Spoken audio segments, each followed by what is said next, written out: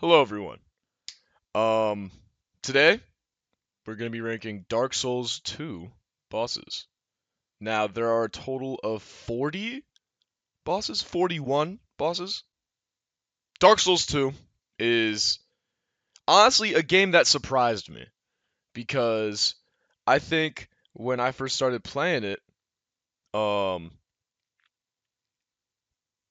I'd heard I had played it before, but the only times that I had played it was the first time I ever played it. I played it kind of not really fully into it, and it was like a weird learning curve that it had. There was a ton of stuff that I didn't really know why they made that choice, you know, things like adaptability and stuff like that. So it kind of turned me off, and I only got like a couple hours into Dark Souls 2 the first time I started playing it because it was just so different from Dark Souls 3 or Dark Souls 1. But then me and my brother played it, and we beat it, but we played it drunk. And we were switching off every time we died and everything. So, um, I don't really remember fully how that playthrough went. So when I streamed it a couple months ago and I beat it, it was pretty much my first real playthrough of the game. And I did everything that I could have, explored all the areas, defeated all the bosses. So I have an opinion about all of these guys, okay? Um, and honestly, it's a game that surprised me because I had my experience with it, and then I was always hearing all of these like things about, oh, Dark Souls 2.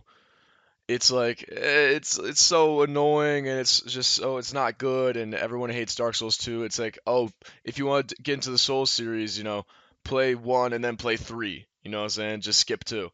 And now that I've played Dark Souls 2, I don't really get that sentiment. I don't really get that advice because Dark Souls 2 is a great game.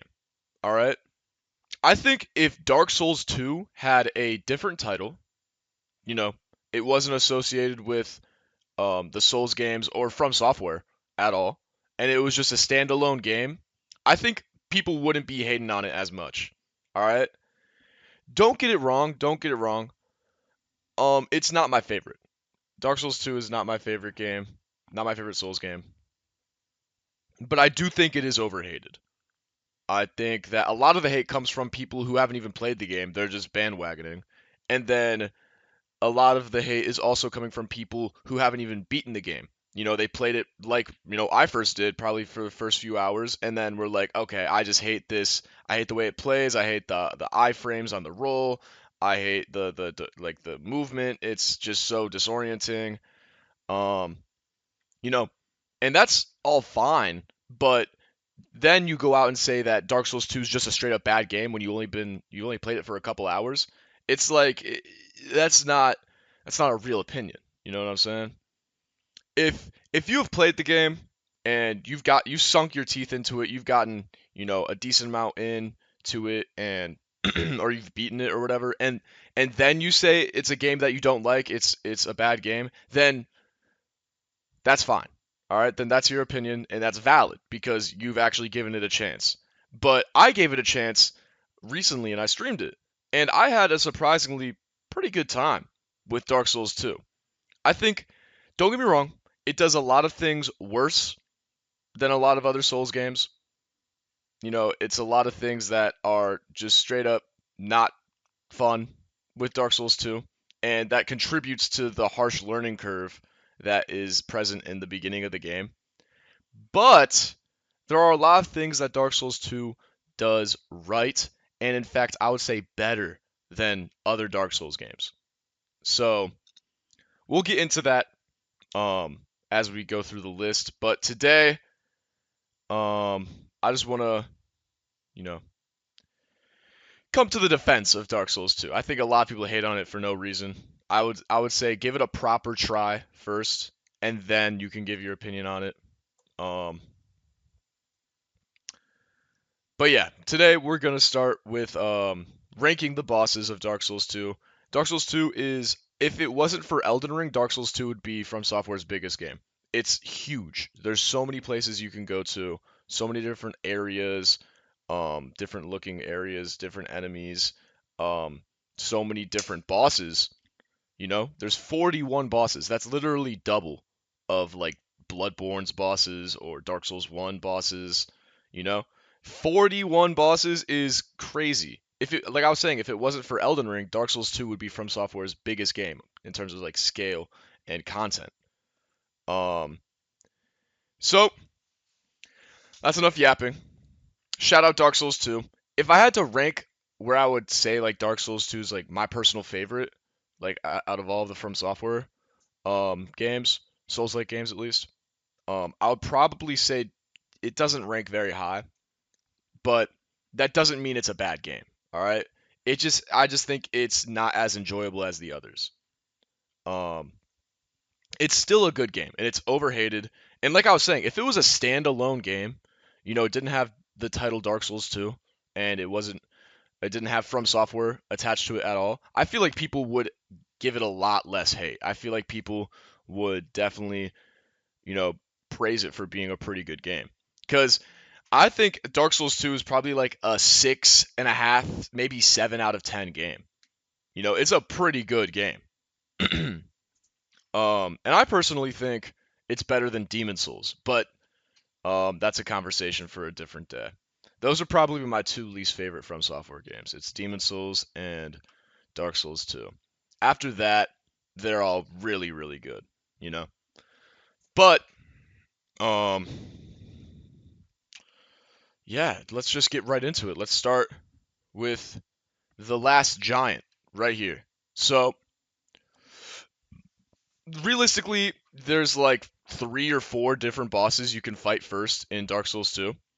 Just like, you could do in any game, you can encounter different bosses in different areas and everything. Um, but in Dark Souls 2, there's not really like a tutorial boss. You know what I'm saying? There's not really like a boss fight where it's like you're meant to die or something, or you get a weapon and it's like, oh, here, test it against this boss enemy. You know what I'm saying? There's not really like a tutorial fight in Dark Souls 2.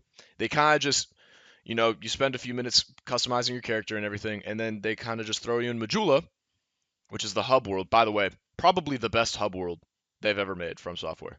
Majula is phenomenal. Just such a cozy, safe space. Beautiful beach. With a really nice firekeeper. Dark Souls 2's firekeeper, very nice. um, but yeah, so you get tossed in Majula and you can go multiple different directions. And so you could go straight to like the Dragon Rider. Yeah, the Dragon Rider. You can go to Old Dragon Slayer. You can go to the Last Giant or the Pursuer. You can go to a bunch of different areas, fight a bunch of different things first. But naturally, I think most people will fight the Last Giant first. Um, and so that's where I'm gonna be starting. So I'm just gonna be going in like I think I'm gonna try because I'm gonna try to rank them in order of when I fought them, like when I streamed the game. So the Last Giant, I would probably put it C tier. Not a bad fight at all. Also, we're gonna get rid of this E tier. What the fuck? Delete. Yeah, we're gonna get because like what the fuck is E tier? We're gonna get rid of that. But I think the Last Giant is a C tier boss. I think most of the tutorial beginning bosses in these games are C tier bosses, like what the Vanguard Demon from Demon Souls, the Asylum Demon from Dark Souls 1, Last Giant. Um, who else? The Cleric Beast in Bloodborne. Um, the Grafted Scion, or if you wanna say the Soldier of Godric. I think most of these bosses are like mid tier because the point of them is to, show you the ropes of the game. They don't want to make the fight too difficult. They don't also want to make the fight too spectacular. You know what I'm saying? Because they don't want to intimidate the player. They don't want to, make the player feel like helpless or anything, right? Like they can't get past this boss. So they want to make the tutorial boss or the first boss that you encounter kind of weak and a little less epic. So that's why I think naturally most tutorial bosses are gonna be kind of mid tier, you know, with the exception of Udex Gundyr, because that's a phenomenal fight. But um, the last giant, C tier fight, he's a pretty basic big guy boss, you know. The giant, he's like, like 10 times bigger than you, and he just stomps around. The cool part is when you get him down to half health, he tears his arm off and starts using it as a weapon. Don't know why that happens, but it happens, right? So, he tears his arm off and he starts swinging it at you, which is pretty cool. But other than that, um, he kind of just stomps around, and unless you chose like a mage class or someone with like a ranged attack, this fight is gonna boil down to just picking at his ankles until he keels over and dies. That's all the fight really boils down to most of the time. So, but it's a cool boss, and the lore is really interesting because the last giant, it turns out, used to be another boss because there's like this whole time paradox and everything. Um, like you get to go back in time to when like the people fought the giants and shit. Um, but yeah. So it turns out that the last giant used to be the Giant Lord, and you fight the Giant Lord later in the game. He has like a big ass sword, and um, the last giant is like the remnants of what used to be like a giant lord, giant king, you know? And the moment he sees you, it's so cool because when you first play the game, you don't know who this giant is, and you just randomly fight him. But in the opening cutscene, the last giant, he sees you and he gets immediately angry. He breaks out of his restraints and starts fighting you immediately. And you don't know why. But later in the game, you go back in time and fight the giant lord and you kill him, right? You're responsible for the defense of, what's it called? Drang and Drang something like that. And you're responsible for fending off the giants because you killed the giant lord. And so the giant lord sees you and recognizes you immediately. So it's like such a cool like lore time thing. Um, I don't know. I thought that was super cool discovering that. And like so the lore is pretty cool. The fight is eh. He has a cool part where he rips his arm off. So, he's not terrible, but he's not anything special when you actually fight him. So he's C tier. Next, I would say the next natural fight would be the Pursuer. Um, and the Pursuer is the first in a long list of boss fights where it kind of just feels like another guy in armor. He doesn't look too special. He just has a sword and a shield, and he has a name and a health bar. Like he kind of just looks like a regular enemy, and it's like this throughout the entire game of DS2. You just fight like half the bosses are just random guys in suits of armor, and they have a health bar. It's like okay, they don't feel too special, they don't look too special, but I will say this is one of the better suits of armor fights. He does have a bullshit grab move with a terrible hitbox. That fucking stab move when he thrusts forward and like you could be miles away from it and it'll still stab you. So that's stupid. But other than that, you can cheese this boss by like firing the crossbow that's in his boss arena. If you hit him, then he dies, or at least he takes a ton of damage. So that's pretty cool.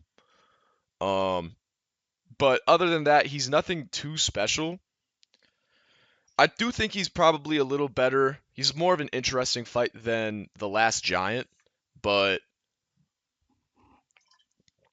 Honestly, um, I think I would still rank him C tier. He's nothing too special. Like I said, it just feels like another guy in a suit of armor. So he doesn't look special. He doesn't fight a certain way that's like super like interesting. It's a pretty basic fight. It's still better than the last Giants fight because at least you don't just fucking swing at his ankles.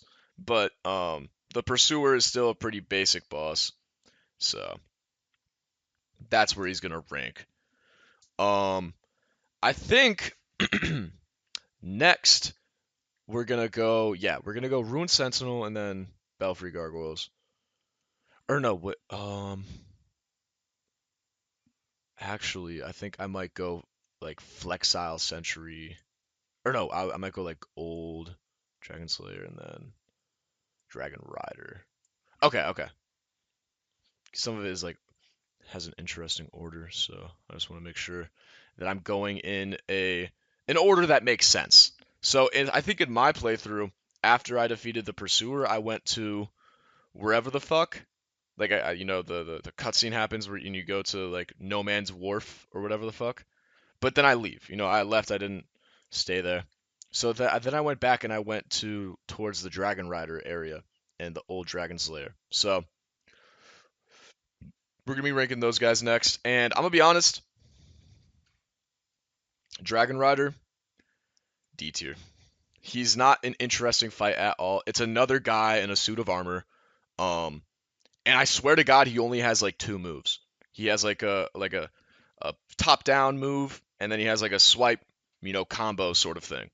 And if you go straight to him, then his boss arena is like this small circle, and it's like you gotta try not to fall off the edge.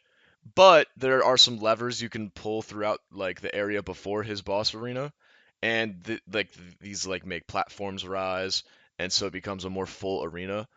Um, Either way, the boss is pretty easy and really forgettable. There's really nothing special to him. Um, if you fight him without, pulling the levers, then it's kind of an annoying fight because, you're at risk of falling off. But, just pull the levers, make the fight a little easier. And he just doesn't do anything special. He's just not really a special fight. He's not What's keeping him out of F tier is like he's not like the most unbearable. Like, trust me, we'll get to F tier. We'll get to just complete shit bosses. He's not on that level, okay? He's still just like a slight cut above the rest, because he's not a completely annoying, terrible fight. You know what I'm saying? The run back is kind of shitty though. But I mean, I feel like I don't know. I feel like the boss run back shouldn't affect the boss quality, but in this game, dude, in Dark Souls 2, I think Dark Souls 2 has the worst boss run backs out of any game. Jesus Christ. I think Dark Souls 2 has the worst boss run backs out of any of the From Software Souls-like games because it's just like the bonfire placements are so shitty. The enemy like the enemy AI, they lock onto you and they just never stop. Like they never stop. I swear to God. And when you get to like a fog wall, it takes you like 5 seconds before you actually enter it, and there's no iframes during those 5 seconds. Like it's an animation. It's probably not. It's like probably 1.5, 2 seconds long. But still, if you have fucking 300 enemies behind you and you're just standing at a fog wall, no iframes, you click the button, it's just like, okay, I'm gonna walk in now. Like, bro, oh my god. Like the game feels so slow and so clunky sometimes. Um, but there are definitely worse runbacks than the Dragon Rider. And I think most of the time you shouldn't let a boss runback affect how you feel about the boss, but in this game it's different. There are some bosses that straight up the boss runback is harder than the actual boss itself. So that when if you have a case like that, then that completely takes away from the boss fight. Anyway, that's enough yapping. Next, we have Old Dragon Slayer. And if you look at this closely, this is just Ornstein. You know, I do have a list of the bosses here. So if you look really closely, Old Dragon Slayer is just Orenstein from Dark Souls 1. He has the exact same armor and everything. And I get lore reasons like the like as for like why he's here and everything. Like you like in Dark Souls 1 you were only fighting the illusion of Ornstein because Gwyn was just, projecting an illusion to fight, but this is the real one and it's like okay. Um but lore can't carry an actual boss fight.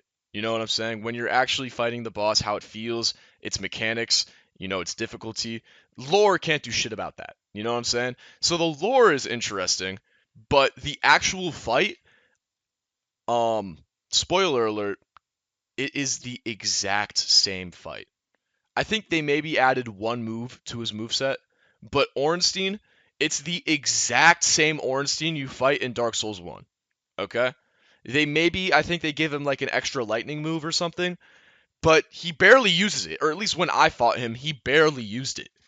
And it, I just thought, in my mind, when I was playing the game, I just thought it was so fucking lazy. Like, it actually pissed me off.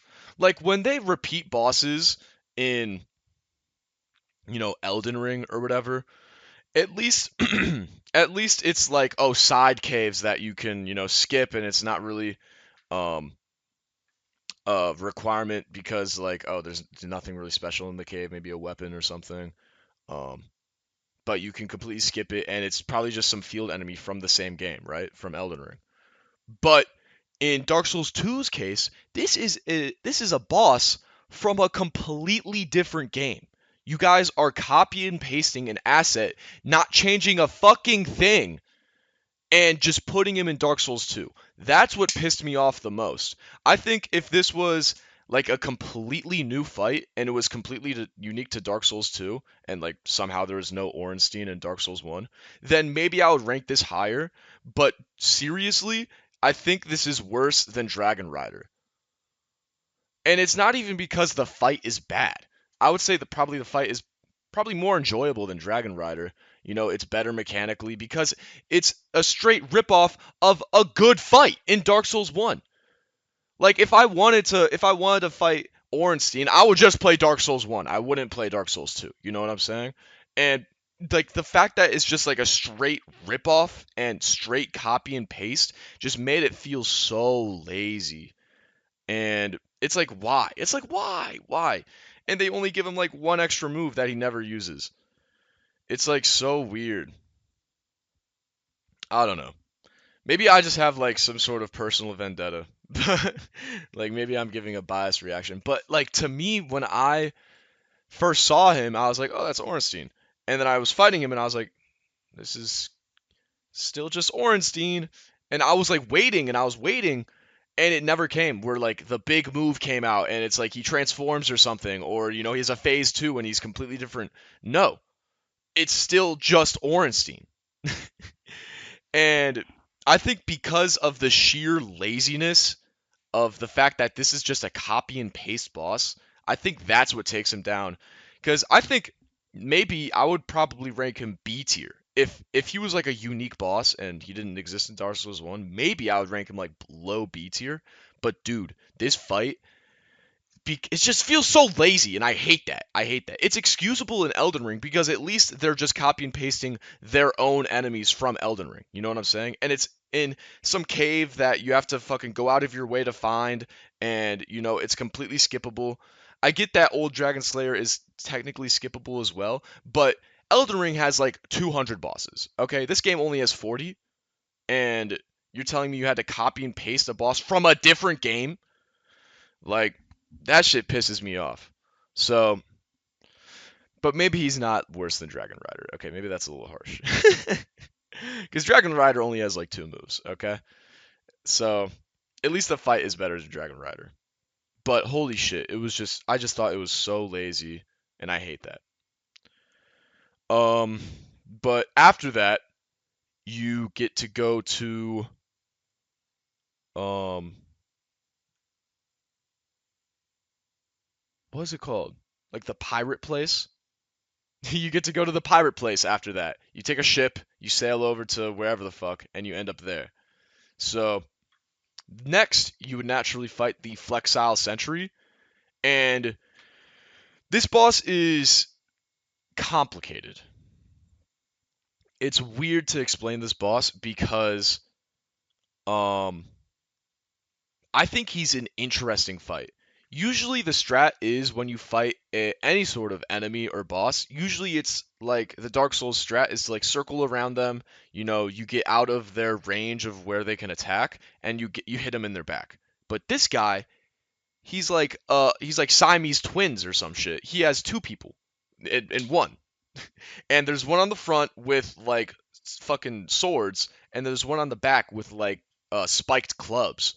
And it's really cool. It's like a really interesting idea that you don't have a safe space to attack him.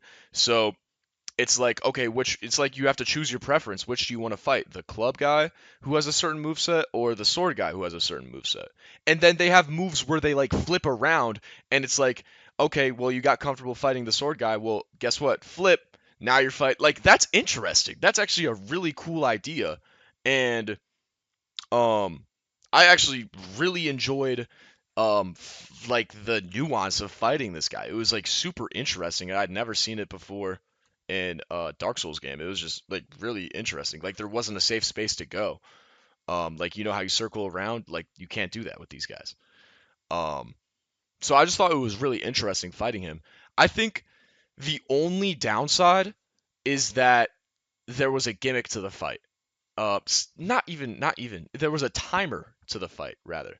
And so you basically go onto this pirate ship and you go to the basement of the pirate ship and you're fighting this guy, right? And as you fight him, water slowly floods the room that you're in. And if it gets to a certain point, your movement is slowed. You can't either you can't roll or you're rolling you like fat roll. And that makes the fight extremely annoying, I think. I think having like a timer on your fight is another interesting idea. I just think the execution was bad for this fight. I don't think it should have been like water, like giving you movement penalties. We're in a game where movement is already very limiting. The iframes on the rolls, the hitboxes, like it's already very bullshit in Dark Souls 2. And now you want to add water so I can't fucking run around? Like, dude, that's annoying, you know?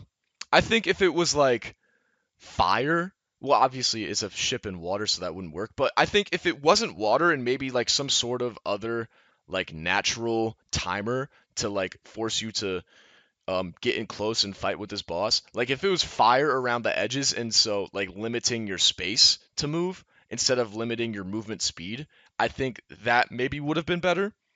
But I don't know. I think it's another interesting idea, but when you already have a boss that is really unique, like the Flexile Sentry, I don't think you need like some sort of external factor to force you to fight him. You know what I'm saying? Like, just let the boss speak for itself. Don't have the water interrupt the fight. You know what I'm saying? Use that idea on another boss. That's less unique. Um, so I think honestly, this guy's actually pretty fucking cool. I think he's low key underrated. Um, the only thing that's holding his back, I think, is the water gimmick. I'm just not a fan of the slowed movement speed and impeding your roll in a game where already the movement is pretty terrible and really clunky. So that's the thing that's holding him back. If I think if it didn't have that whole water gimmick and if it was just like the fight, nothing, no timer or anything, then I think it might even be an A tier fight. But for now, it's going in B tier. I think if the water gimmick was just either wasn't there or maybe if it was like a different type of gimmick, then it could be a better fight, but unfortunately no.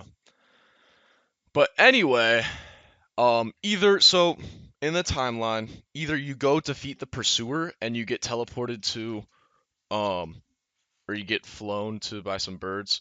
You get flown to the area, or you go here and you defeat the Flexile Sentry, and then you sail off into the same area. So you either way you end up in the same area, and This area, does it have the Ruined Sentinel? I think it does. It has the Belfry Gargoyles and it has the Lost Sinner, which is like a great soul or whatever the fuck. A Lord's Vessel or I don't know. It's like one of the big bosses. So Ruined Sentinels I think is next, and I hate this boss. I hate this stupid, stupid, stupid boss. Who the fuck thought a trio fight was a good idea? Who? Who thought that was a good idea? They do look cool. But it's another case of some guys in armor, but they do look pretty unique. They're like tall and they're kind of feminine looking. Like they have thin waists, long legs. They could be girls in the armor. Um, so it is like interesting. Like oh, it's like a bunch of women in armor fighting me, but I don't know. And they all have different weapons, but for the most part, they attack the same. So it's like, what's even the point of giving them different weapons? These guys, the Ruined Sentinels, remind me of the um purple enemies in Elden Ring, the purple crystal girls bosses in Elden Ring. How they have like all different weapons and they're all like, very, flowy with their movement. They spin around a lot. The Ruined Sentinels do the same thing. They're very similar. But the Ruined Sentinel, like, I just don't like trio fights. They do look interesting, but eh, the way you spawn in the room, you walk in and you're on this like platform, and you look down. You're looking down at the boss, and it's like okay, but then they jump up and they attack you. And it's like okay, one is fine, but then the second one jumps up, and then the third one jumps up, and then they knock you off. And then in Dark Souls 2, fall damage is ridiculous. So every time you walk into the arena, either you get knocked off the ledge or you have to drop down, and you're gonna take fall damage. So it's like oh my god. And then it's extremely hard to isolate one because all of them are like semi-fast with their attacks, and they have a ton of range. Like they're tall as shit, and their weapons are like their size. So it's like they swing them and they reach across the entire arena, and it's like what the fuck just hit me? It's like a fucking whip. But nah, it's just them using their weapons. I don't know. This fight, I never liked it. Um, Maybe I'm being a little harsh, but I really can't think of a good redeeming quality other than they look kind of unique. But even then, there's just another person in some armor. It's just another person in armor that you're fighting. Okay? I actually might give these guys F tier, or girls, F tier. I actually can't think of a single redeeming quality that the Ruined Sentinels have. I'm sorry. I can't think of like a cool thing that makes the fight interesting. I don't really know the lore, you know? I don't really know. The arena is just like a stone room. It's not really interesting. It's actually working against you because you spawn in on a platform and you have to jump off of it and you take fall damage. So, like, what the fuck? Anyway, um, next, I'm sorry, I'm giving this F tier. Next, we have the Belfry Gargoyles. This is another F tier boss. First of all, they have the exact same name of Dark Souls 1 Belfry Gargoyles. Except in Dark Souls 1, the Belfry Gargoyles is an amazing fight. It's a proper duo fight, and it properly, forces you to multitask, and it feels fun and authentic. And the two gargoyles, they play off of each other very well. It's a fun fight. It's just a fun fight, and the way it's set up and it's structured is just great.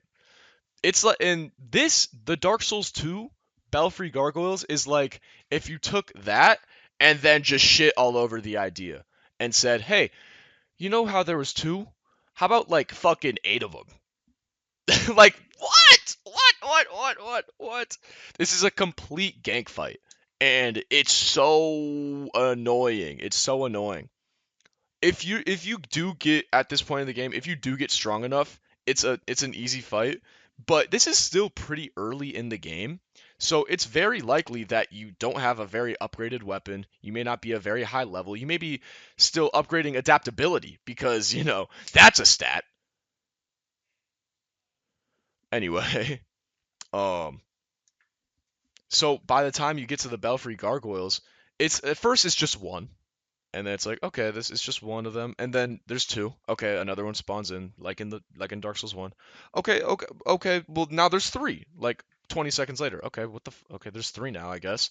And then there's four, and then there's five, and then there's six. Like, dude, they just keep spawning in.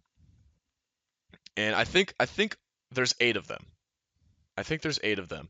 And if you don't defeat the first one fast enough, then the second one spawns in and jumps you. And then if you don't defeat those two fast enough, then it's like they all just start to pile on and snowball. And then eventually it just becomes a completely bullshit gank fight. And you're fighting them on this little ass, like, platform bridge, like, house rooftop thing. I don't know. It just feels like a 10 times worse version of the Dark Souls 1 Belfry Gargoyles. Like, they're already ripping off of Dark Souls 1 when they do Old Dragon Slayer, and now they want to take the idea and just make it worse of with the Belfry Gargoyles. Like, this is an actually terrible fight. Actually, it sucks. I have nothing else to say. Like the Ruined Sentinels, there's three of them, which is already hard enough. Like managing three things at once, trying to isolate one and defeat it while trying to keep in track the others when they're all like they all have the same AI. They don't have like any sort of unique abilities or moves that like play off of each other. In Dark Souls 1, you had the duo fight, right? Belfry Gargoyles. One would like breathe flame while the other attacked you. They played off of each other very well. Obviously it's hard to, multitask, but the game made it manageable and they made it fun and rewarding. You know what I'm saying? It feels overwhelming, but once you get it, it's like, oh, okay, this one, while this one shoots flame, I'll fight this one, and then they trade off, and then I gotta get over here. Okay, this one's shooting flame now, I'll fight the other one. You know what I'm saying? It's like fun.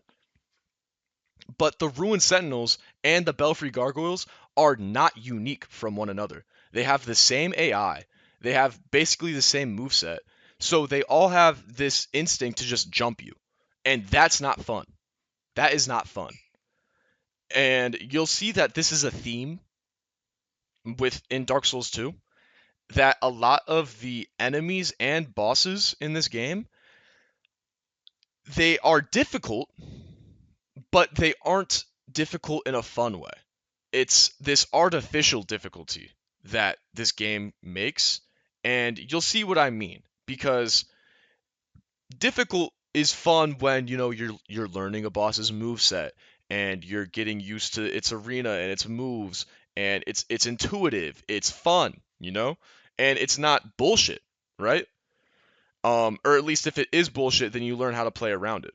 But with this game, it's like, oh, okay, this fight isn't hard enough. Oh, okay, there was just one Ruined Sentinel in the room, and it wasn't that hard of a fight. Okay, let's add three of them. Like, that's not fun intuitive difficulty. That's just artificial difficulty. And it's the same thing with the Belfry Gargoyles. Oh, one or two wasn't hard enough. Okay, let's add six more of them. What? What? And they have this type of attitude throughout the entire game, not just with its bosses, but with its enemies as well. Like, I swear to God, there's like 10 times more enemies in Dark Souls 2 than in any other game, you know? And the levels, I feel like if it was a level in Dark Souls 1, oh, there'd be an enemy here, there'd be an enemy on this ledge, maybe a couple enemies on the bridge. But in Dark Souls 2, they take every opportunity to place an enemy, and it feels just so unorganized, and everyone jumps you. If they feel like, oh, this part isn't hard enough, just add more shit. Like, that's not how you make something fun hard. It's artificial difficulty. It's bullshit. So that's how I feel about a lot of this game's difficulty and a lot of this game's enemies. It's just a lot of it's artificially difficult and it's not fun. So after the Belfry Gargoyles, which is an optional boss, most of these are optional bosses, I'll be honest. But after that, you move on to the Lost Sinner, and this is like one of those. They're like the Great Lords or whatever. Hold on, let me go to the wiki. The Lost Sinner. Here we go. Who actually I think is a girl. She, yeah, Demon Bast, Lost Bastille. That's what the place is called. So yeah, she's a great one. I guess it's just this, like for some reason, this is a great one, and it's like some prisoner in a dark room, and she's a gimmick fight, which is interesting. The gimmick is that if you walk straight into the boss fight, the room is really dark, and um, you can't see her very well, but I mean, you can still see her. But the gimmick is that your character can't see her very well if you're in the dark room. So if she gets a little too far from you, then you lose the lock-on ability, which is really interesting. But the gimmick is really easily solved if you have a torch and you just light some torches and then the room is lit up. Like that's it. That's the gimmick. Um, but the gimmick doesn't really do much. It doesn't really add anything to the fight. It doesn't really take away because the Lost Sinner itself is kind of just a boring fight. At least it isn't just another random person in armor. It's a prisoner, and the Lost Sinner, she has a mask on. She's like covered in rags. She looks cool, and then she, you know, picks up a sword and she starts swinging it. Um, but like the move set is pretty basic. It's simple.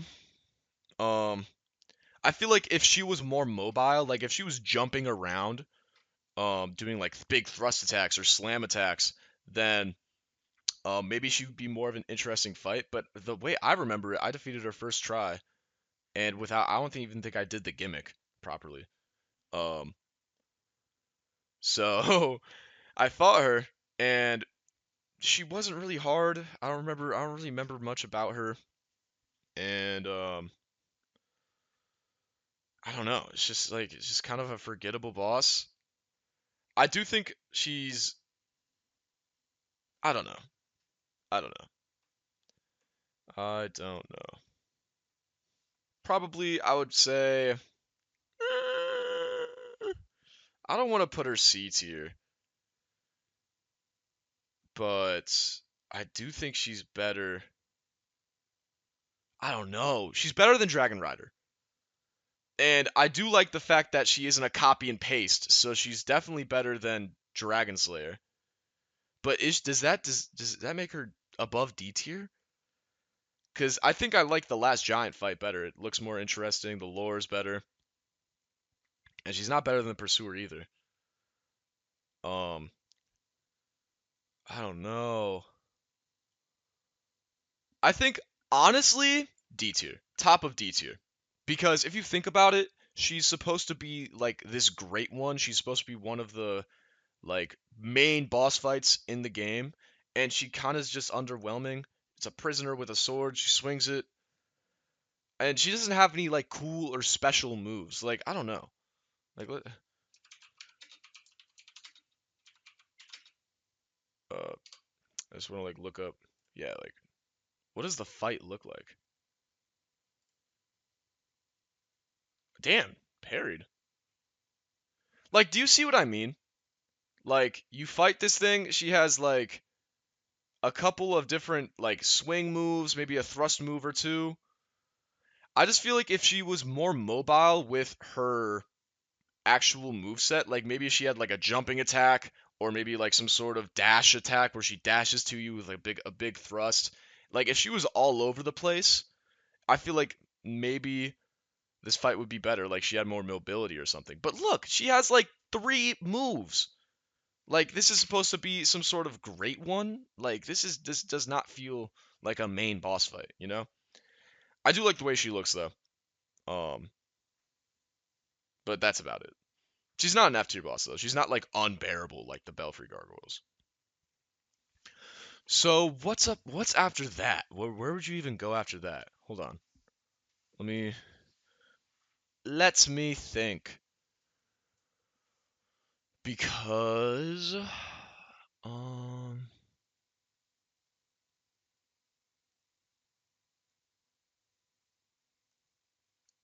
I don't think you don't fight the Rotten yet. Honestly, I completely forgot. about the Skeleton Lords. Oh my god. Um,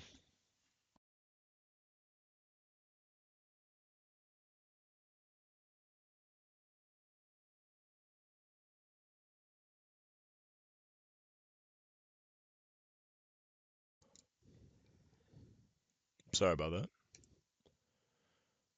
Got a heard my name. I heard my name. Um, I guess I mean, what would you do? You get the Lost Sinner Soul, and then you teleport back to Majula. Um, oh, you could go into like the Forbidden Forest or whatever. I actually don't know. Hold on. Wait.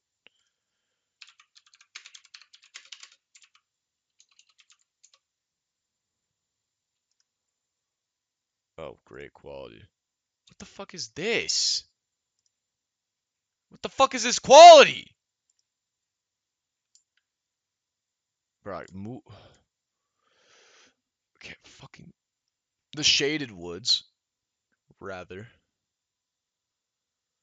I'm done looking at this. Let's just rank them, okay? I'm done looking at that shit. All right, let's just fucking rank them. The Executioner, Chariot, I think is next. Um,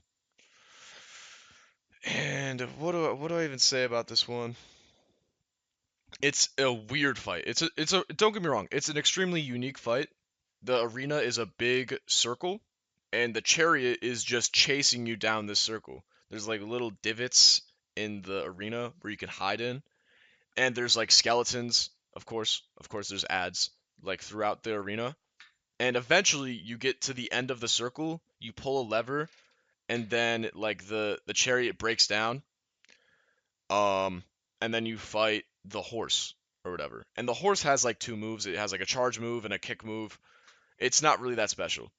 I think it has like a magic breath move, which is kind of cool, but like the idea is really cool and unique, but I'm gonna be honest, I think in any other game it would be better. And let me explain why. Because first of all, the run back to this fight is just horrendous. You have to fucking run through all of these enemies that lock onto you and then never fucking leave. They're always chasing you. And you have to run across this bridge that has like holes in it. And then you have to, first of all, you have to run to the boss door. And in front of the boss door is an invader. You have to kill the invader. And you can, don't get me wrong, you can run past him, but once you get to the boss door, like I said, with that bullshit animation with no iframes, you have to wait there and then you walk in. And in that time, you can get hit by anything that's chasing you. So that definitely one of the worst run backs, and the run back is literally harder than the boss fight. So it actually takes away from the boss. It's so stupid.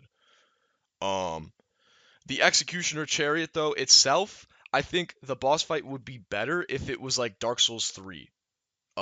Because like I said, the movement in this game is already so janky. The iframes and the hitboxes, it's like it's already so limiting. So when you have a boss like this where it's like extremely fast and mobility is like you have to get to these like little hiding spots, and then you're also being chased by ads, it just makes it super overwhelming and not fun. The idea is cool. I'll give it that. The idea is cool, but I think if it was like a Dark Souls 3 boss where you have more mobility, better stamina regeneration, um, and just more opportunities to like just move freely and have more control over your character, I think it would definitely be a better fight if it was in a different game.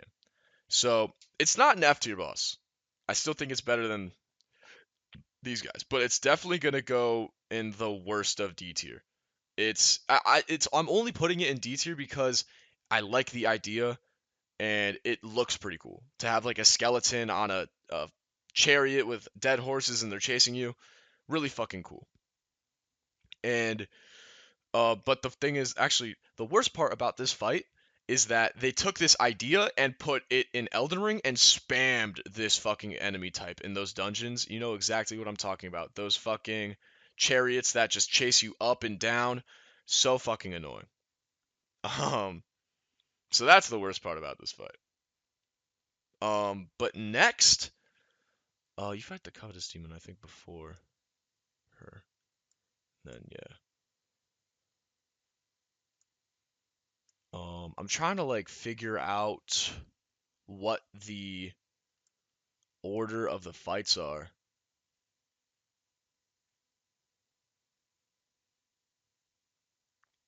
Um,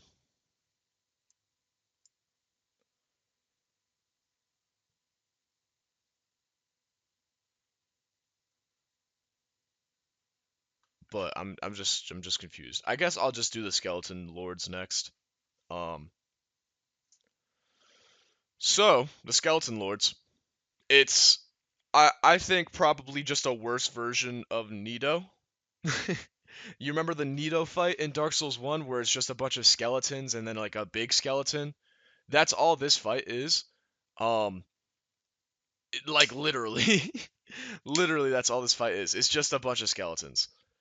Um, I don't really know the lore, but it's like the fight isn't very creative. It's really just a bunch of ads. The arena looks kind of cool with like there's like bones everywhere and there's like bone chairs and thrones. Like that's kind of cool. But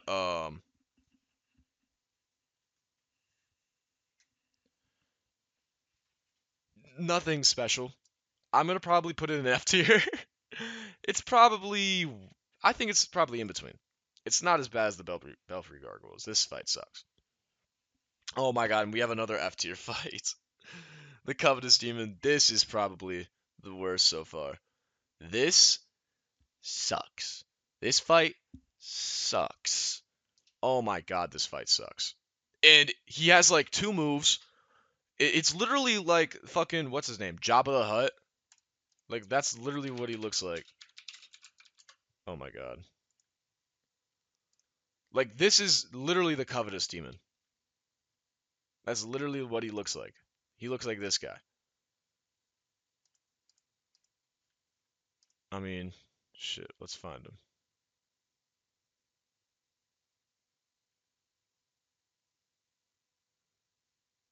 Where's he at? Excuse me? Did I miss him?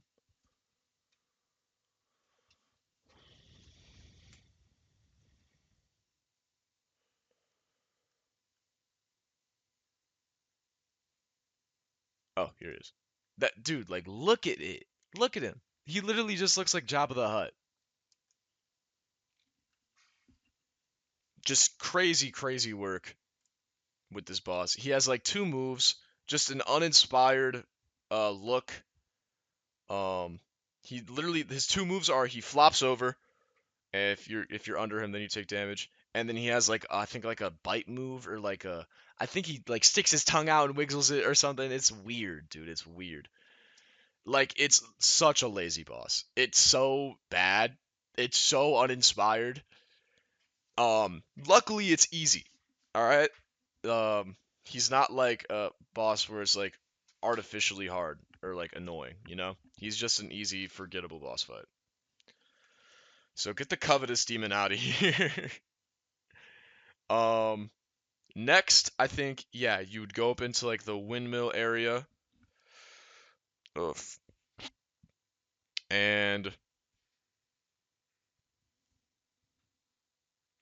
you fight Mytha the Baneful Queen, who I think is actually a pretty cool fight. I think the worst part about her fight is her gimmick.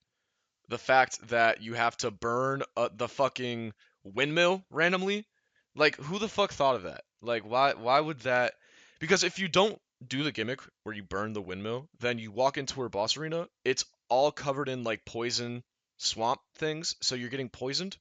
And when you attack her, you notice that she's healing constantly. It's because she heals in the poison. Like, what?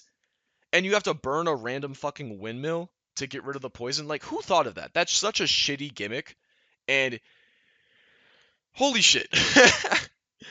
And that sucks because I actually kind of like the Mytha fight, the Baneful Queen. She looks cool. She's like a Medusa-esque sort of thing where she has like her head off and she's like holding it and she's like a snake.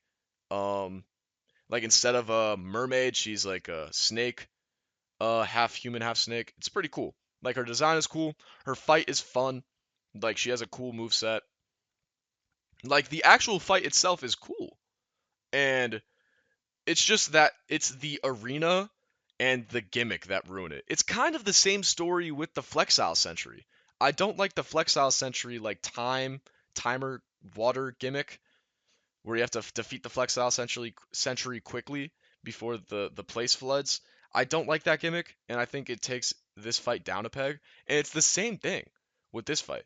I'm gonna put this in B tier. I think the Flexile Sentry is a little better, but I think I'm gonna put this fight in B tier because I like the fight itself. It's just the gimmick that ruins it.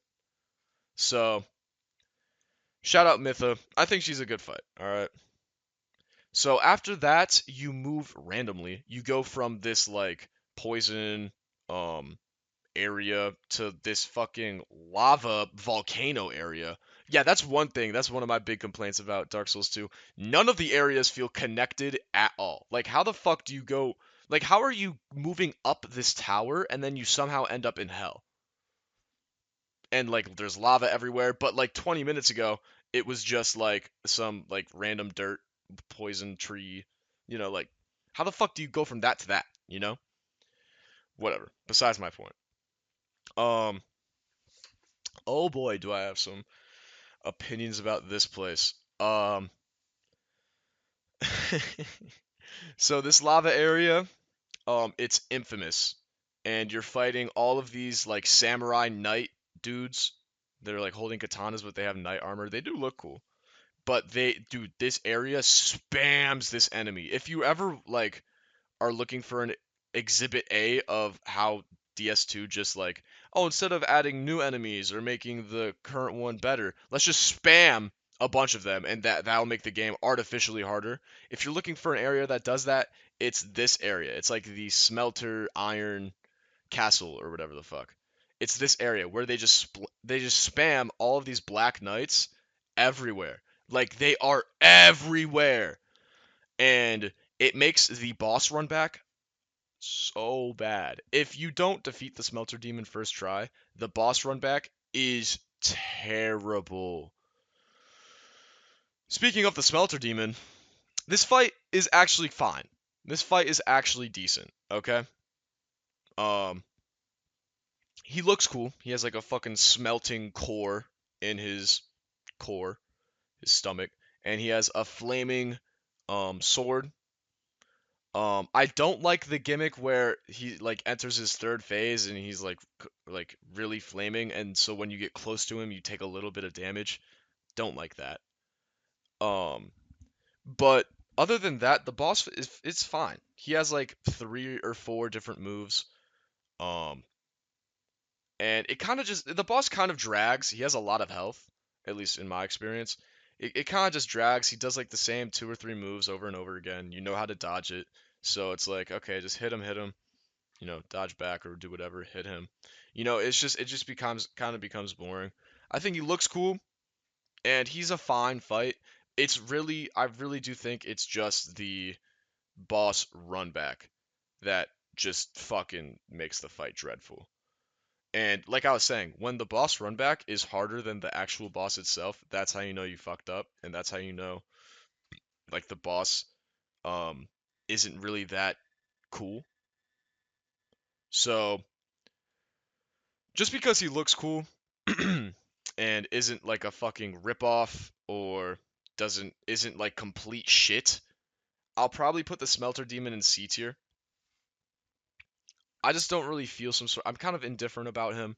I don't think he's that good of a fight, but I don't think he's a terrible fight.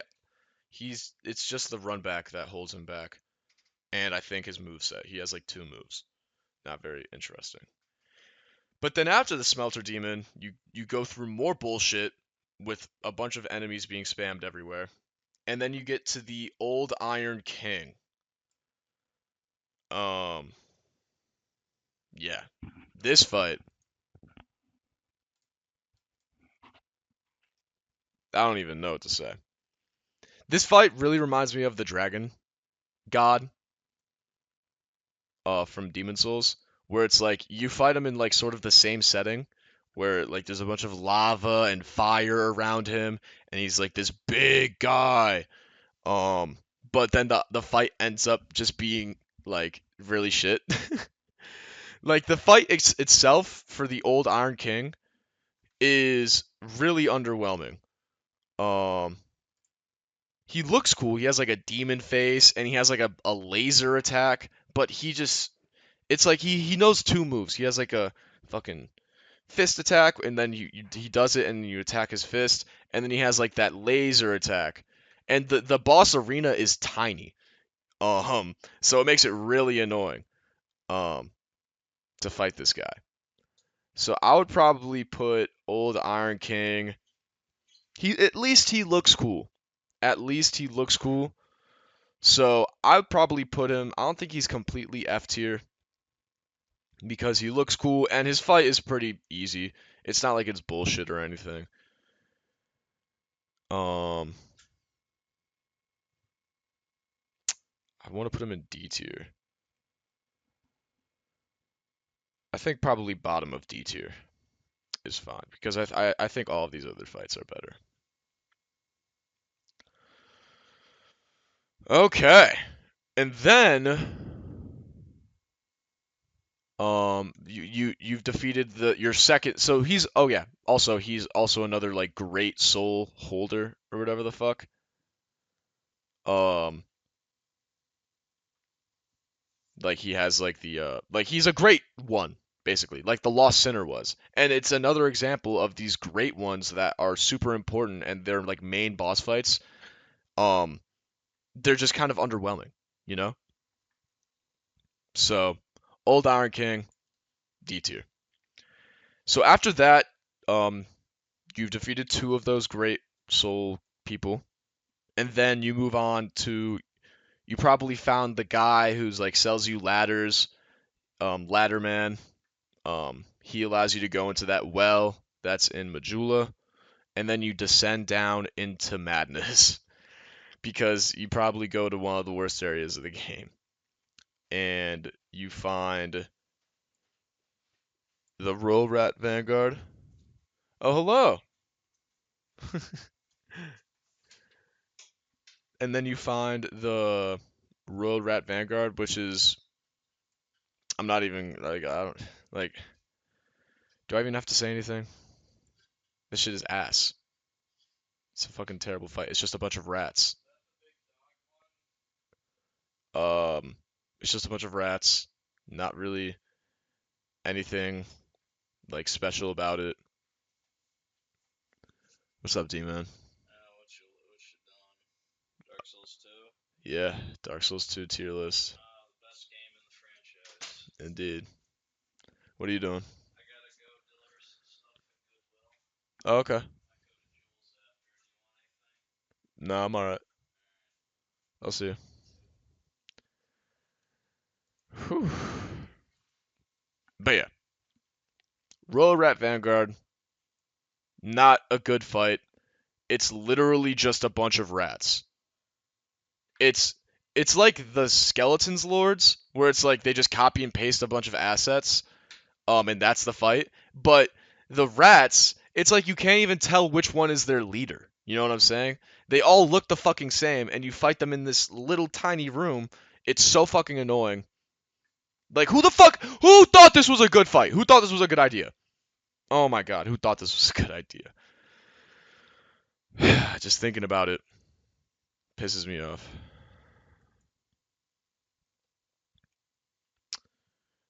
I don't even want to speak on it no more. Like it's just a bad fight. Okay, F tier. It's probably the worst fight so far. I would say it's worse than Covetous Demon. Like this fight sucks because at least Covetous Demon is like a unique asset. You know, he looks different from regular enemies. These are just a bunch of rats. It's just a bunch of rats. Oh my god. Um. Anyway, after that you move on to like the poison area which or no, after that you'd move on to like the really dark area and then the poison area. Both suck. Um, both suck. And then you would fight the Rotten. And if I remember, the Rotten was like one of the first like soul farms you could do in the game if you have like fire aesthetics. Use a fire aesthetic. So the Rotten gives you like a ton of souls, and just do that over and over again. Um, but the actual fight itself. Let's go to the Rotten. Where is he at? Okay, this is not a good picture. DS2. Yeah, I remember him. Yeah, he does look cool. I like that like butcher's cleaver, and he's like just an amalgamation of a bunch of dead things. Like he does look pretty fucking cool. Um, but the actual fight itself, it's nothing. It's like a nothing fight. He's another great one. He's another great soul holder or whatever the fuck. And you fight him, he has like two or three moves. You know, he has like a chop chop move. He has like a move. You know what I'm saying? Like it's like it's like most of these bosses, they really start to act the same once you break it down into like move sets. A lot of these bosses like weaknesses is that they just have like two or three moves. You know what I'm saying? Or at least that's all they use. You know what I'm saying? The Lost Sinner, the Dragon Rider, the Old Iron King, the Smelter Demon. You know, all of these enemies, they just have like two or three different moves and they spam them over and over again. That's not a fun fight. You need to have bosses with, better move sets, you know? I mean, it's not crazy to say that. It's because like I think some people might be thinking like, "Oh, it's an older game, maybe, they just weren't that advanced." But dude, they literally made Dark Souls 1 before Dark Souls 2, and Dark Souls 1 bosses had more moves than these do. Like, what's your excuse? This is supposed to be one of the main bosses of the game. This is supposed to be the big boss, and he has three moves. So this is another D tier boss. He's not absolutely terrible. Like I said, he does look cool. The fight isn't like frustrating or bullshit. It's just forgettable. Um, so honestly, I'd probably put him like here. He's probably the best in D tier because he looks the coolest. And that's it. He's just it really just comes down to like okay, it looks kind of cool. Um, but yeah. So after that, we have Scorpioness Najka. Now this is definitely an interesting fight. They took the idea of Quelaag from Dark Souls 1 and instead of a spider body, they put a sexy woman's body on a scorpion, which is pretty cool. And um I mean, if it if it ain't broke, don't fix it. I wish they would have had that mentality for the fucking Belfry Gargoyles fight in this game, but whatever. But if it ain't broke, don't fix it. Sexy woman on a bug, it works. It's a good fight, okay? Um, and you fight her. Uh, that's it. She has like kind of this storyline with another bug guy where you have to wear a ring to talk to him, and he's like, "Oh, I have to defeat Najka, my wife, or like my crazy girlfriend." Basically, he's killing his crazy girlfriend, or his like his crazy ex, or something. And this fight is actually pretty cool. She has more than three moves, woohoo! Which I don't like. I guess is a compliment. Like that shouldn't have to be a compliment, but it is. But she has more than three moves, and she has a cool, unique move where she like buries herself in the sand, and then she starts moving around under. You can see like the sand rumbling, and then she pops out and attacks you, and you have to like track the sand to see where she's going. It's pretty cool, and she like she's just fucking cool. She's cool. She's not like super spectacular. I'm not sure about her lore. Um,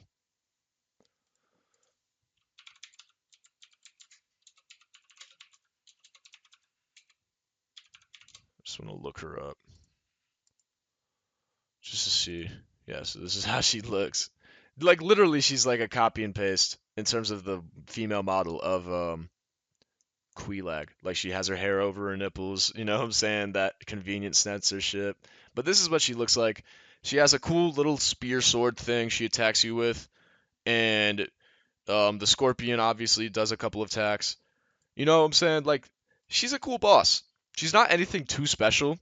Um, I wouldn't say she's probably B tier, I would say. I don't think she's quite A tier. We'll get to what the A tier bosses are. Um, it's crazy. We're like through half of the bosses in the game, and there's not a single A or S tier boss. But that's fine. That's fine. I think Najka is so far is the best boss, and she's a decent boss. She's a fun fight. She has funny lore between that NPC, and you could summon the Scorpion guy NPC to help you fight her. It's pretty cool. Um, but yeah, after this, you fight the Royal Rat Authority, which is basically a dog, but like it's a dog model, but just enlarged, and he has a couple more moves. So, oh, and also this fight he has ads, which are rats. So it's basically like the Royal Rat Vanguard, but with a big dog boss. So fucking annoying. Um, although I will say, at least the big boss looks different from the rest of the rats, you know? At least he doesn't look like just another rat and you're confused on like, okay, who the fuck do I attack? Because where's the real fucking Royal Rat Vanguard? You know what I'm saying? At least they put some effort into making this guy look unique, even if it is just a dog model scaled up, you know? They gave him a couple more moves, and that's it. um, I'd probably say he's like a little better than the Skeleton Lords. Nah, because at least the Skeleton Lords, it was like, I don't know, skeletons are cooler than rats. I don't know. I don't know. Like, these fights are so bad, I'm like breaking it down into like arbitrary bullshit that makes one better than the other. When it should be like, oh, this is better because I like his moveset better. Oh, I like his cutscene. He's cool visually. Nah, it's just like, it's a dog. Like literally. So I think I'd probably put him like right here. He's better than these three. Ooh, no, no, no. He's better than these three, but he's still after. He's so ass. Such an ass boss fight. I don't even know what to say. I don't even know what to say about him. Just that he's ass. All right. The next we got I think it says Prowling Magus and the Congregation. I'm not gonna lie, I do not remember who these guys are, and I can barely see the fucking image.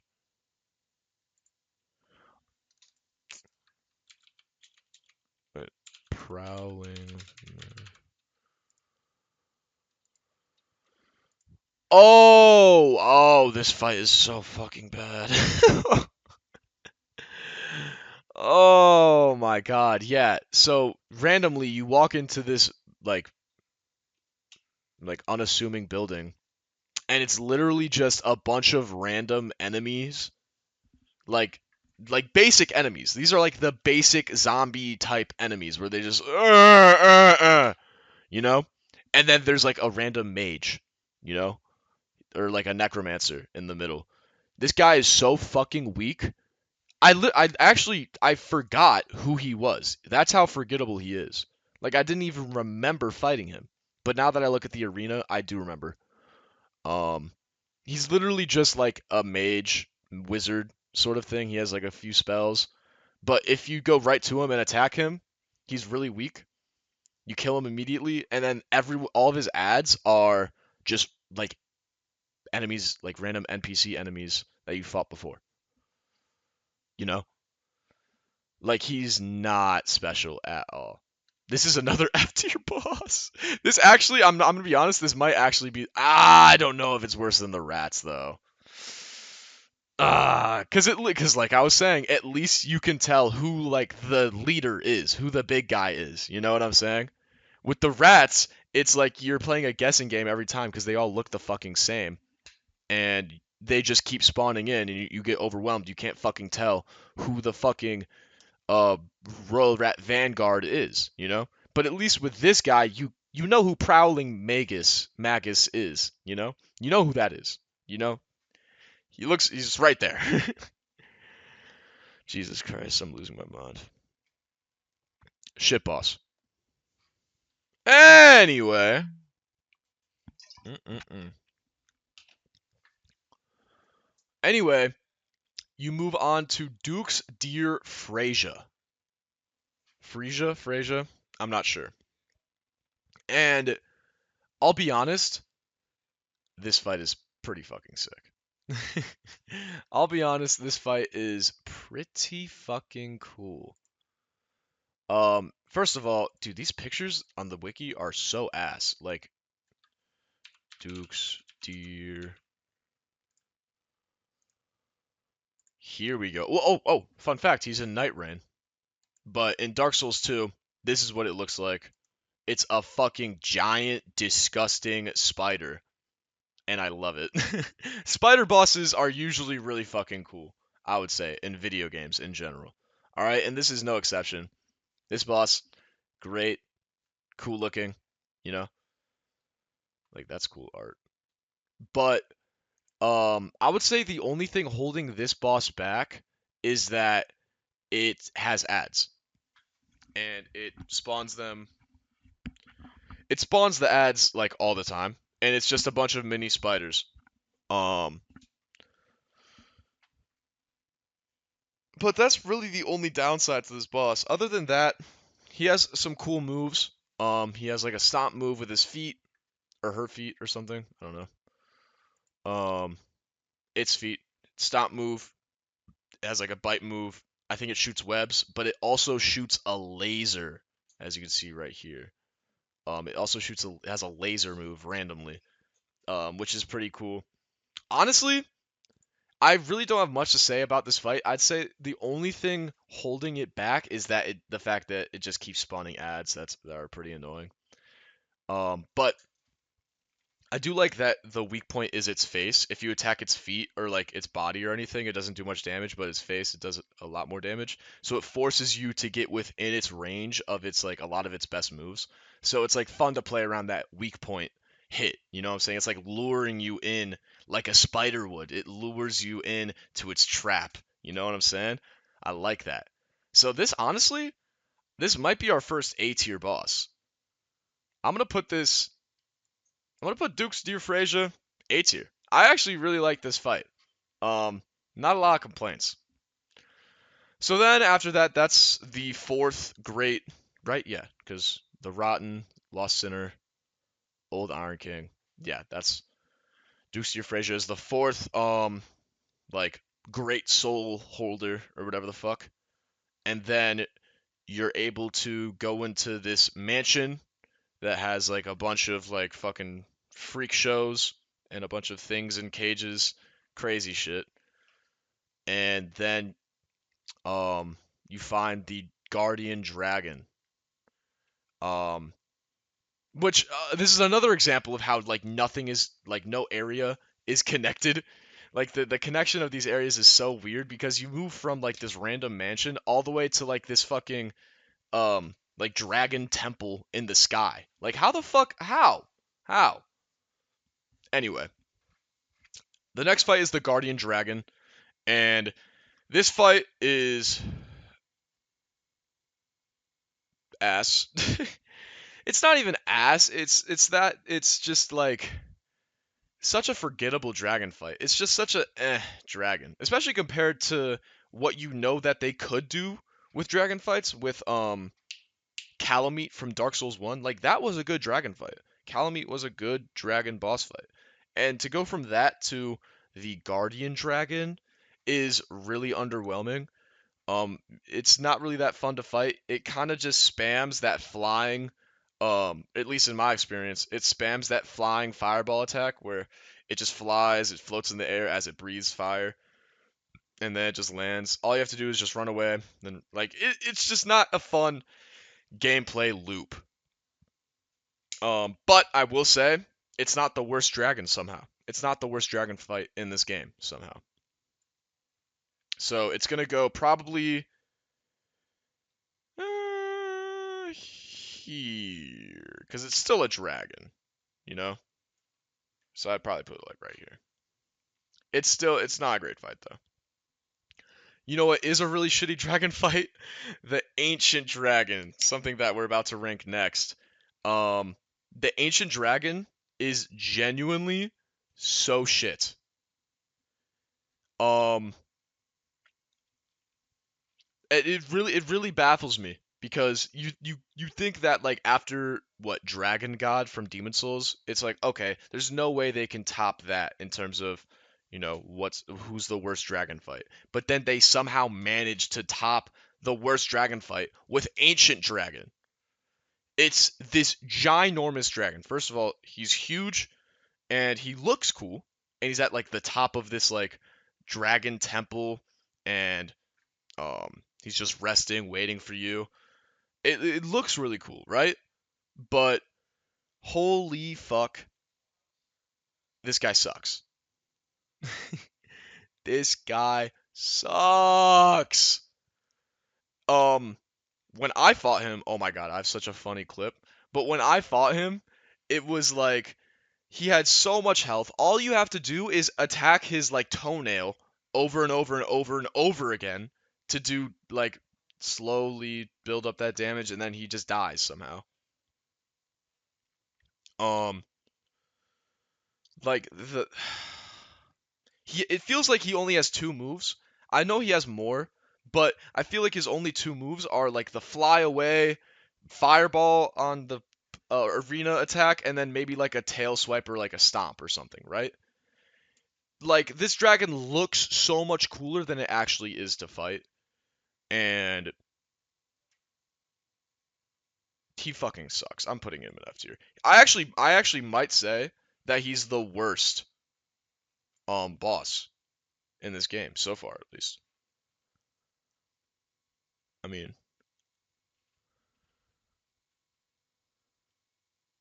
I don't know. Holy shit, we have so many bosses in F and D tier, dude.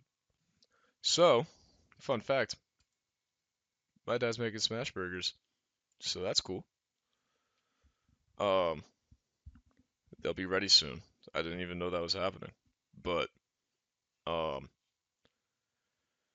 yeah. So, the Ancient Dragon, I think, is such a bad fight.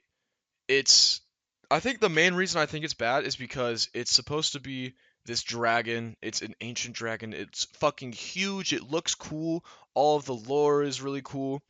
And then like the area around it, it's like a dragon temple. It's all windy and stormy and there's dragons flying everywhere. It's cool as fuck.